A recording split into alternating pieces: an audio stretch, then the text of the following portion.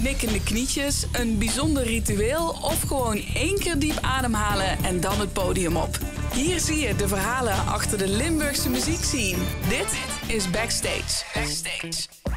De laatste minuut voordat ik opga, voel ik niet echt bewust spanning. Ik wil er eigenlijk zo snel mogelijk zitten zodat we kunnen beginnen. Dus ik denk dat er stiekem toch wel spanning is, maar het is gewoon lekker om uiteindelijk te beginnen en dan val je alles van de gaaf. Dit is Cornelius Leonardus uit Roggel.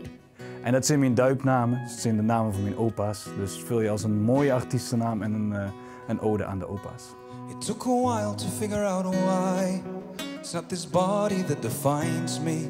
I had to let go of space and time to find that it's a vessel that provides for me. Ik ben zelf begonnen op mijn 6e met gitaar spelen, want er stond een gitaar in de hoek van de kamer van pap en dat was toch wel heel erg interessant. En als 6-jarig jongske ding dat zal van alles kinds, maar uiteindelijk toch maar op gitaarles gezeten en daar ben ik nog steeds heel blij met. Rond mijn 10e, 11e begon ze erbij te zingen en toen werd het weer opnieuw interessant, want dan kunnen ze zichzelf gewoon begeleiden. Dus toen werd het pas echt leuk. Liedjes bij mij ontstaan heel verschillend. Soms komt echt een zin in de kop en soms verzint ze eerst de melodie. Ik moet denken aan iets wat Stef Bos een keer zei. Hij zei, de beste liedjes die verzin ik niet, maar de beste zinnen die verzinnen mij. Dus soms, ja, uit pure inspiratie ontstaan toch de schoonste dingen.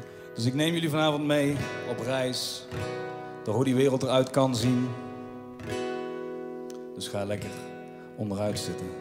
Een hoogtepuntje in het muziek maken is voor mij wel dat we nu voor het eerst onze eigen shows aan doen zijn, om mensen echt kaartjes kopen om naar onze muziek te komen luisteren. En dat we dat nu in een hele toffe, intieme setting aan doen zijn. We vragen mensen om niet te klappen tussen de liedjes door. En dat zorgt er echt voor dat mensen op een nog veel dieper niveau de muziek ervaren. En ja, dat zorgt voor een andere sfeer bij ons optredens, waar mensen echt wel een nieuwe ervaring met maken.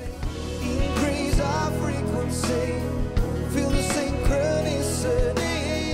Love is a currency, so let us be wealthy. Echt een groot optreden is eigenlijk als de drang om te presteren weg is. Als we gewoon echt kunnen zakken in de muziek. En ja, elke zaal is weer anders, elk publiek is weer anders. En ja, het voelt voor mij alsof het echt spelen is met die energie. Dus als we echt volledig kunnen loslaten en kunnen improviseren, dan ontstaan de schoonste dingen.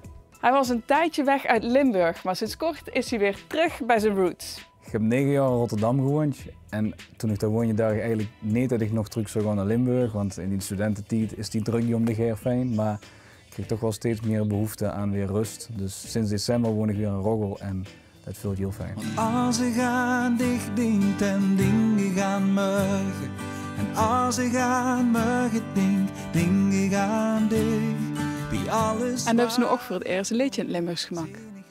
Ja, dat is toch wel bijzonder, want ik merk je toch, ik zing in het Engels normaal van mijn eigen muziek en ja, dit ligt toch wel nog dichterbij. Dat spreekt toch nog meer het gevoel aan, omdat het toch mijn moedertaal is. Voor hem is het belangrijk om een concert een soort beleving te maken. Dus niet alleen uitgaan, maar ook ingaan. Ik denk dat de oorsprong van dat ik dit soort concerten op deze manier wil doen, ligt bij dat ik toch mensen met elkaar en mensen met zichzelf weer in verbinding wil brengen. En ik voel ook dat er steeds meer behoefte aan komt om muziek op die manier te ervaren. Dus niet meer naar de kroeg zoeken en een bandje op de achtergrond, maar echt gewoon weer tijd nemen voor de muziek. En dit zijn zijn grote dromen. En een grote droom van mij is om deze concerten die we nu aan het doen zijn, om die intentie vast te houden en dat kan nog veel groter worden. Dus we doen het nu in een kleine setting. We willen echt dat de mensen geraakt worden. Dus wat ik zei, niet klappen tussen de liedjes door, echt de muziek veulen.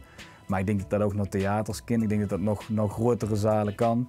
Als de intentie maar het intieme contact tussen het publiek en de muziek is.